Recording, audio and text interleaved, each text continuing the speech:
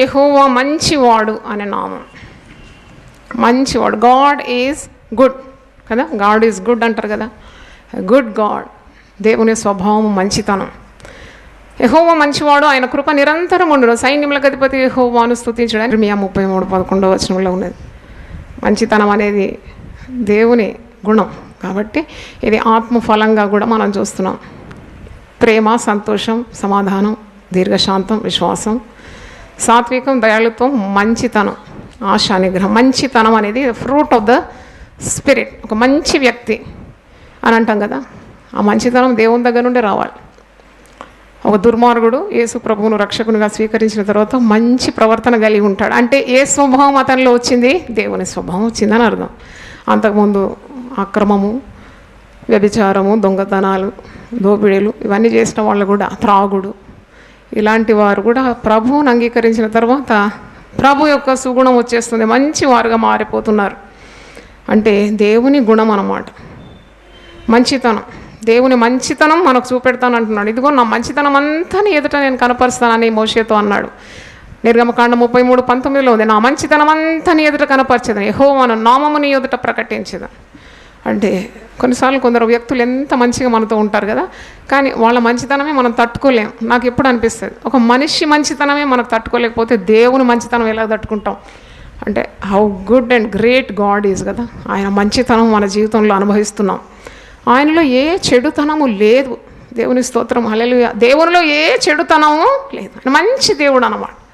మనం పాడతాం కదా, ఎంత మంచి దేవుడవు యేసయ్యా, నువ్వు ఎంత మంచి దేవుడవు యేసయ్యా, నీ మంచితనం ఎంత గొప్పది నా పట్ల, ఘోర పాపినైనా నన్ను నీవు నీ ప్రాణమే నా కొరకు పెట్టినావు. అంత మంచి దేవుడు.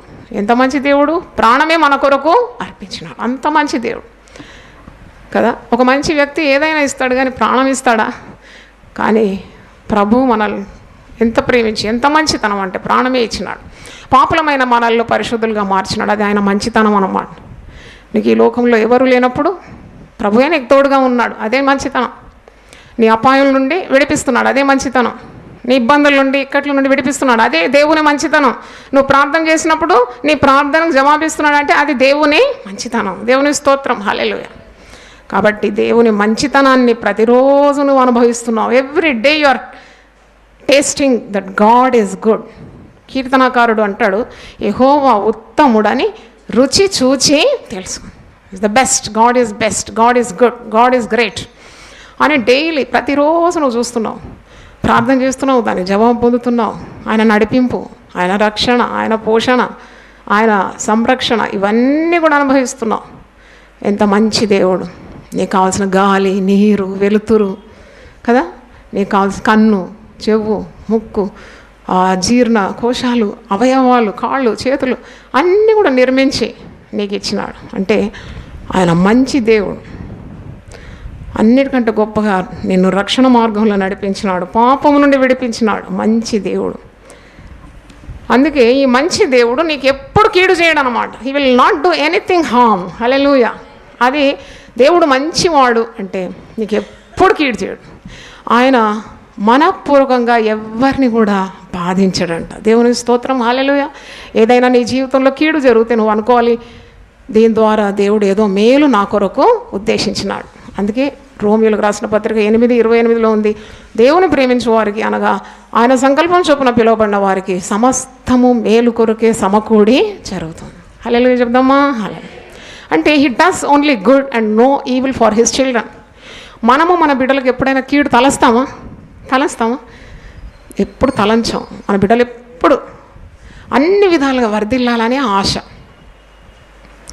అందుకే ఒక మాట ఉంది, నీ ఆత్మ వర్ధిల్లుచున్న ప్రకారము నువ్వు అన్ని విషయంలో కూడా వర్ధిల్లాలి. అదే దేవుడు కోరుతున్నాడు. మనకు ఏ కొదువు ఉండొద్దని దేవుడు కోరుతున్నాడు.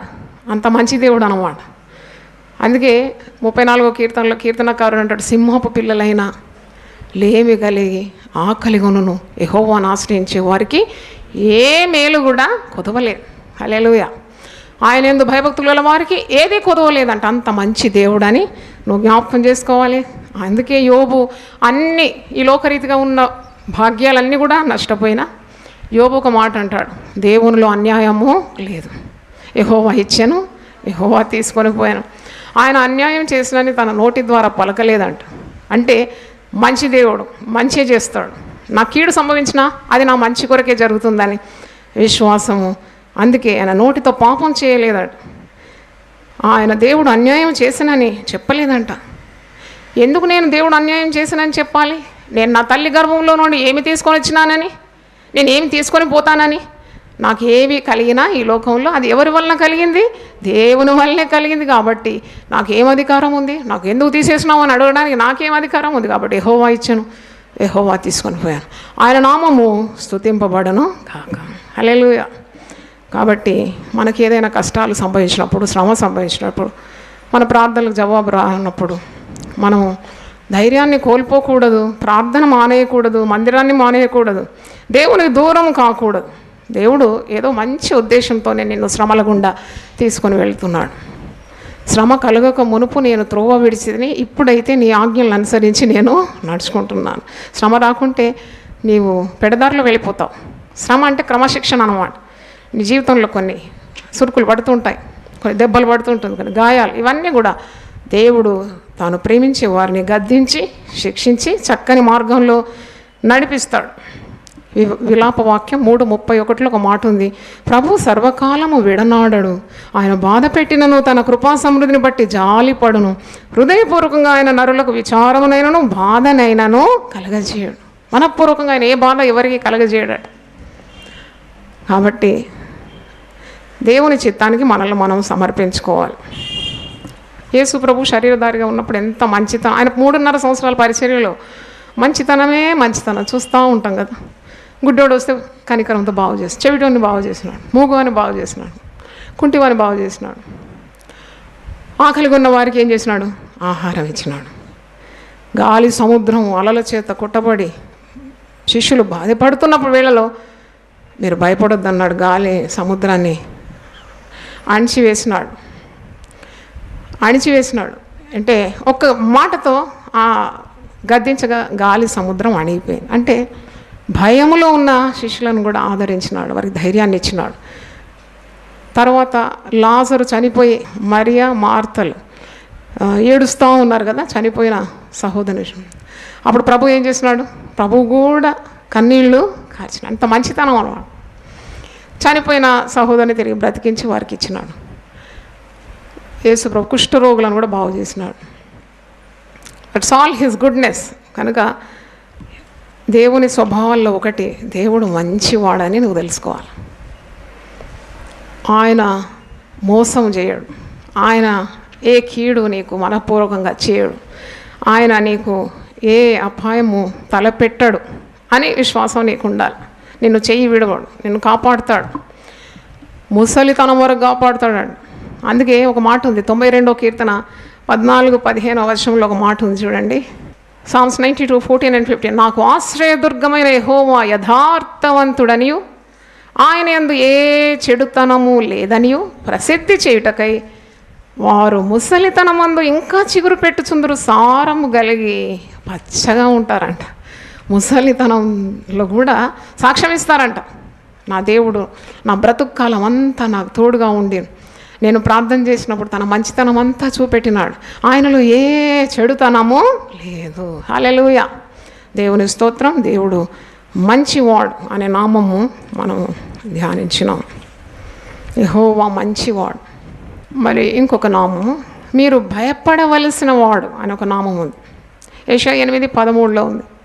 ఆయన మీరు భయపడవలసిన వాడు.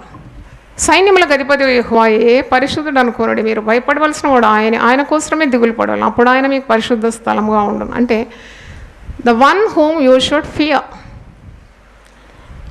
దేవుడు మంచివాడే కానీ భయం భక్తి లేకుండా ప్రవర్తించొద్దు అన్నమాట. ఆయన మంచివాడని చెప్పి నువ్వు పాపం చేయకూడదు, నువ్వు భయపడాలి దేవునికి. దేవుని యందు భయభక్తులు కలిగి ఉండటం గొప్ప ఐశ్వర్యం అని, గొప్ప లాభం అని వాక్యంలో ఉన్నది. యోబు గురించి దేవుడు సాక్ష్యం ఇస్తున్నాడు, ఆయన యథార్థవంతుడు, ఆయన న్యాయవంతుడు, ఆయన చెడుతనాన్ని విసర్జించినవాడు, ఆయన దేవుని యందు భయభక్తులు కలిగినవాడు. దేవుని స్తోత్రం. హల్లెలూయా. గాడ్స్ ఫియర్ అంటే నువ్వు ఈ జీవితంలో దేవునికి భయపడాలి. దేవునికి భయపడేవాడు ఇక దేనికి భయపడే అవసరం లేదు. దేవుని స్తోత్రం. If you fear God you need not fear anything, any one in this life. If you know God, there is no fear at all. If there is no God in your life, you have to know fear every step of your life. అంటే నువ్వు దేవునికి భయపడితే నీకు భయము లేదన్నమాట. దేనికి భయపడవు, ఎందుకంటే దేవుడు నీకు తోడున్నాడు, అన్నింటిలో విజయం నీకు అనుగ్రహిస్తాడు, ప్రతి ఇబ్బంది నుండి నేను విడిపిస్తాడు. కాబట్టి నీకు భయం లేదు.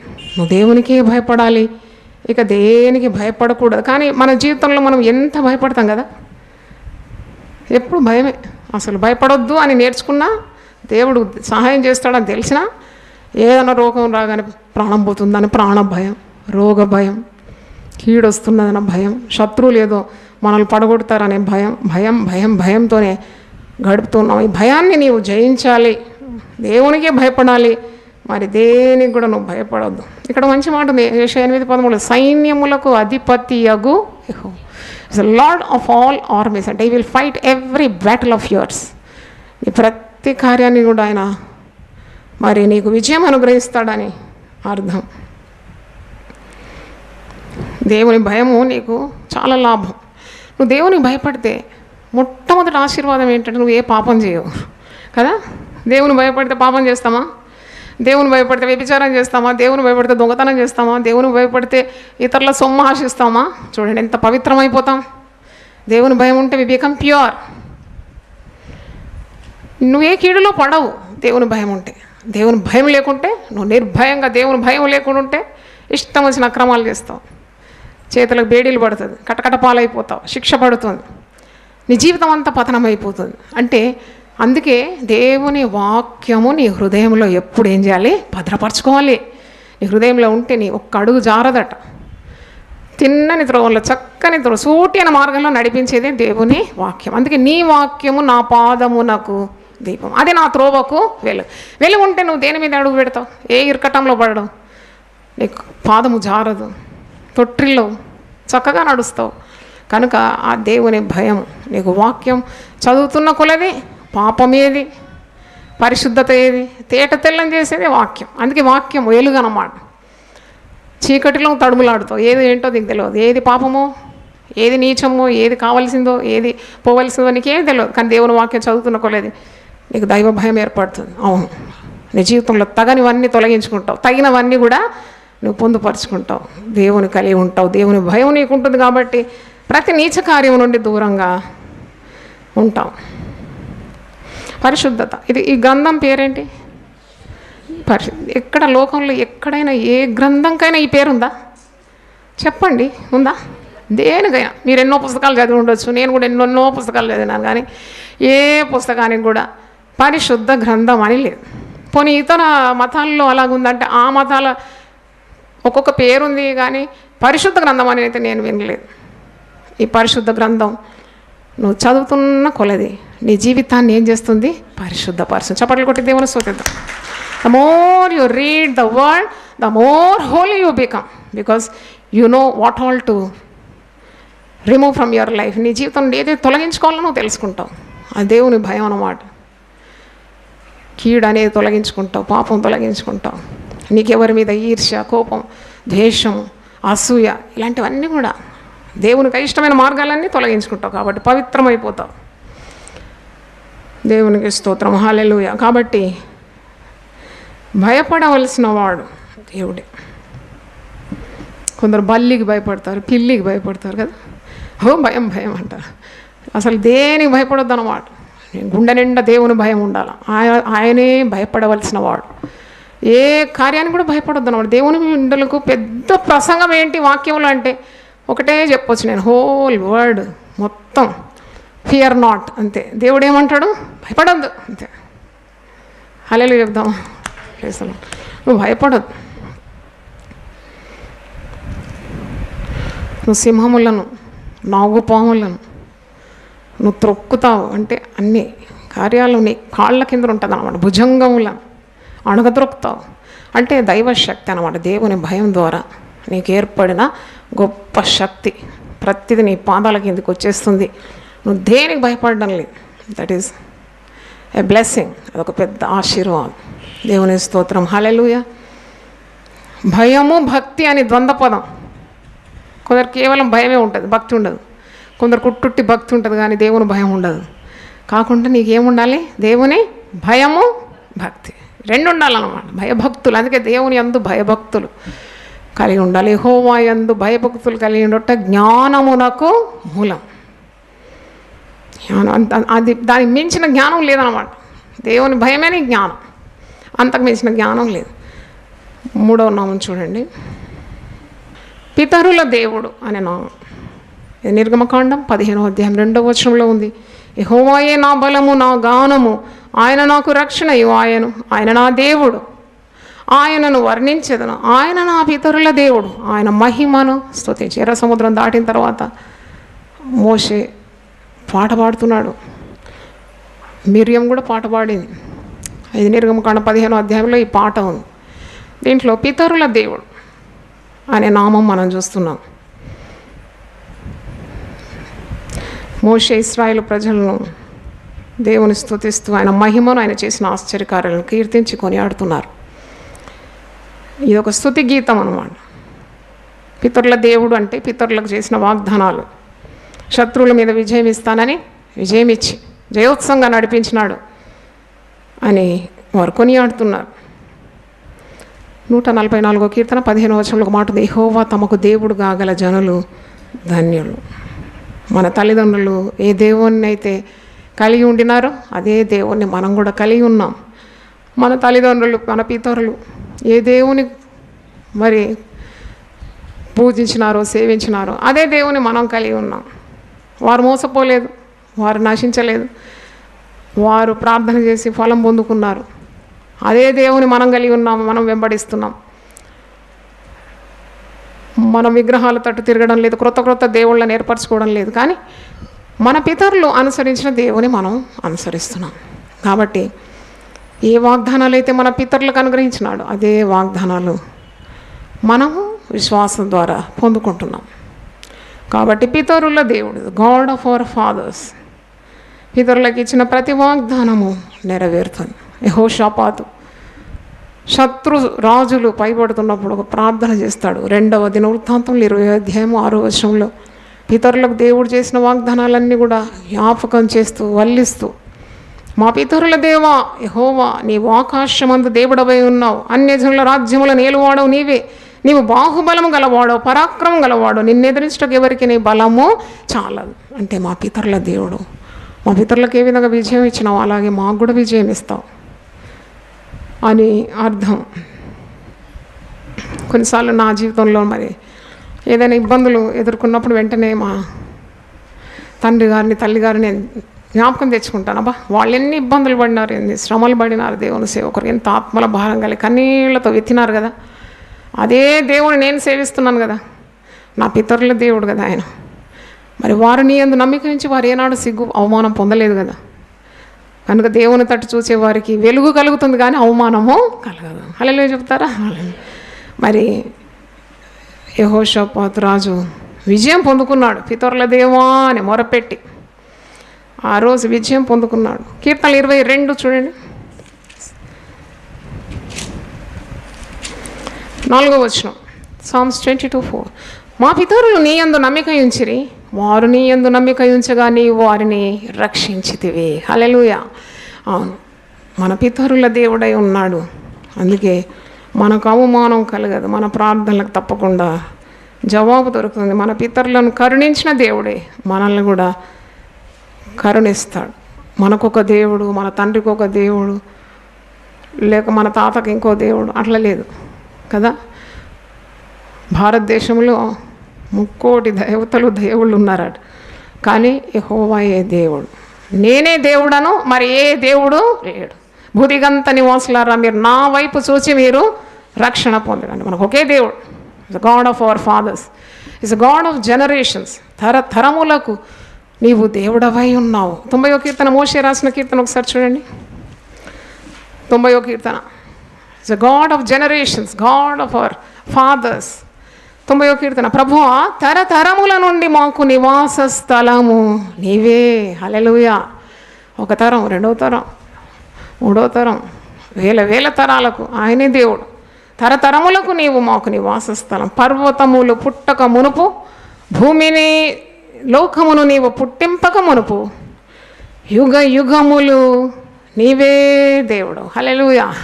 యుగ యుగములు ఆయన దేవుడు. నీకు అనుమానం అవసరం లేదన్నమాట. అయ్యో నేను ఏ దేవుని కొలవాలి, ఎక్కడ ఎవరు దేవుడు అనే అనుమానం లేదు, ఆ కలవరం లేదు, ఏది లేదు. ఒకే దేవుడు. ఆ దేవుడు యుగ యుగములకు దేవుడు. పర్వతములు పుట్టక మునిపే ఆయన దేవుడై ఉన్నాడు. అందుకే జగత్ పునాదులు వేయబడక మునిపే ఆయన నిన్ను ఎరిగి ఉన్నాడు. తల్లి గర్భంలో నీవు పిండాకృతిగా ఉన్నప్పుడే ఆయన కన్నులు నిన్ను చూసింది. ఇంత గొప్ప కదా, దేవుని స్తోత్రం. హల్లెలూయా. మనం కలిగే ఏదైనా ఒక సమస్య వస్తే అయ్యో అని బాధపడుతుంటావు కదా, కానీ నిన్ను తెలుసు, నీ సమస్యలు తెలుసు. ఆయన పరిష్కారి, పరిహారి. ఆయన నీ కొరకు తన ప్రాణం ఇచ్చినప్పుడు నీ సమస్యలు ఎందుకు పరిష్కరించాడు? అట్టి విశ్వాసం ఉండాలి. ఆయన పితరుల దేవుడై ఉన్నాడు. మరి 1000 తరములకు వరకు ఆయన తన ఆజ్ఞలను అనుసరించేవారిని, గైకొనేవారిని కరుణించువాడై ఉన్నాడని నిర్గమకాండం 20వ అధ్యాయం 6వ వచనం చూస్తాడు. వేల వేలకు ఆయన కృప చూపే దేవుడు. ఆయన ఆజ్ఞలను అనుసరించి నడుచుకునే వారికి 1000 తరముల వరకు ఆయన కరుణ ఉంటుందని వాక్యంలో మనం చూస్తున్నాం. దేవుని స్తోత్రం. హల్లెలూయా. పితరుల దేవుడు. హల్లెలూయా, స్తోత్రం. దేవుడు పితరులకు ఏ వాగ్దానం ఇస్తాడో ఆ వాగ్దానము వారి సంతానమునకు నెరవేరుస్తాడు. హల్లెలూయా. నేను గొప్ప జనముగా చేస్తానని అబ్రహాముకు దేవుడు వాగ్దానం ఇచ్చినాడు. అబ్రహాం చూసింది ఒక ఇస్సాకునే చూస్తాడు కదా, ఆయన కాలంలో ఒక ఇస్సాకునే చూస్తాడు. కానీ మాట ఇచ్చి నెరవేర్చకుండా ఉన్నాడా? ఆయన సంతానాన్ని ఇసుక రేణుల వలె, ఆకాశ నక్షత్రముల వలె చేసేసినాడు. అంటే పితరులకు ఇచ్చే వాగ్దానాలే. దేవుడు మరి పాస్టర్ మాథ్యూ గారికి, మా తండ్రి గారికి ఒక వాగ్దానం ఇచ్చినాడు. కానీ ఆయనకు ఒక దర్శనం ఉండింది. ఆయన కట్టినాడు, ఈ ఆలయం కట్టి, బాప్టిజం ట్యాంక్ కూడా నా నాన్నగారు కట్టి అక్కడ ఒక ప్రార్థన చేసినాడు. ఆ ప్రార్థన రికార్డ్ చేసి మా దగ్గర ఉంది. ఆ ప్రార్థన ఆ నీళ్ళలో దిగి చేతులెత్తి ప్రార్థన చేసినాడు. ఎంత యథార్థమైన ప్రార్థన. ఏంటంటే ఏమని ప్రార్థన చేసినాడంటే, దేవా మరి ఈ బ్యాప్టిజం ట్యాంక్లో అనేక మంది అన్యులు మారుమనసు పొంది బాప్తిజం తీసుకోవాలని ప్రార్థించినాడు. దేవుని స్తోత్రం. ఎంతమంది అన్యులు మారుమనసు పొంది యునైటెడ్ పీపుల్ ఫెలోషిప్లో బాప్తిజాలు తీసుకుంటున్నారు. దేవుడు ఇప్పుడు మీలో ఉన్నారు ఇక్కడ చాలామంది అన్యుల నుండి వచ్చినారు. అంటే దేవుడు వాగ్దానం ఇచ్చి మాట నెరవేర్చి, పితరులకు ఇచ్చిన వాగ్దానం వారి సంతానం పట్ల కూడా నెరవేర్చగలడని మనకు అర్థమవుతుంది. నాతో కలిసి స్తోత్రం, స్తోత్రం, స్తోత్రం. యెహోవా మంచివాడు, మీరు భయపడవలసిన వాడు, పితరుల దేవుడు. ప్రార్థన చేసుకుందాం. ప్రభువా నీ పరిశుద్ధ నామమునకు స్తోత్రం. తండ్రి, మాతో మీరు స్పష్టంగా మాట్లాడినందుకు నేను స్తుతిస్తున్నాను. మంచి దేవుడు, మేము భయపడవలసిన వాడు, మా పితరుల దేవుడు, అబ్రహాము దేవుడు, ఇస్సాకు దేవుడు, యాకోబు దేవుడు. దేవుని వాక్యం విన్న ప్రతి ఒక్కరిని కూడా మీరు మెండుగా దీవించమని ప్రార్థిస్తున్నాను. మరి టీవీ ద్వారా దేవుని వాక్యం వింటున్న బిడ్డలకు మీరు ప్రత్యేకమైన మేలు దయచేయండి. వారి కుటుంబాలను మీరు ఆశీర్వదించమని యేసు పరిశుద్ధ నామములో అడిగి వేడుకుంటున్నాను తండ్రి. ఆమేన్. దేవుడు మన సమృద్ధిగా దీవించును గాక. ఆమేన్. యునైటెడ్ పీపుల్స్ ఫెలోషిప్ నిర్వహించు సంపూర్ణ రాత్రి ప్రార్థన ప్రతి నెల చివరి బుధవారం. సమయం రాత్రి 9 గంటల నుండి ఉదయం 5 గంటల వరకు. స్థలం centenary Baptist church, clock tower దగ్గర, సికింద్రాబాద్. మీ అవసరతల కొరకు ప్రత్యేక ప్రార్థనలు చేయబడును. అందరూ ఆహ్వానితులే. ఆహ్వానించువారు జాయ్ చెరియన్ గారు.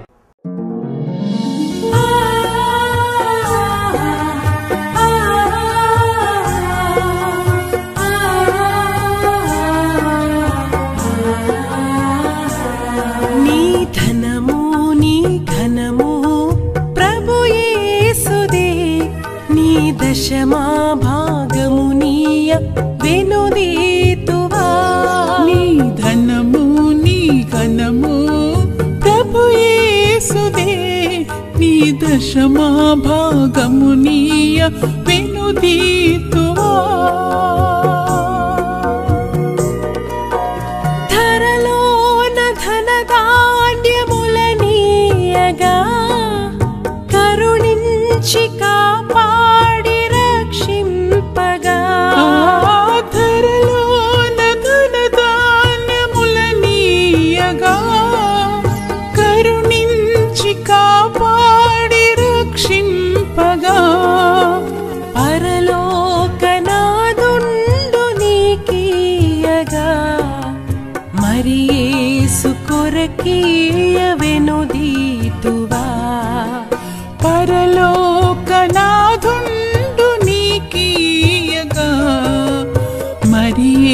యేసు కొరకీయ వినుదీతువా నీ ధనము నీ ఘనము ప్రభు యేసుదే నీ దశమా భాగము నీయ వినుదీతువా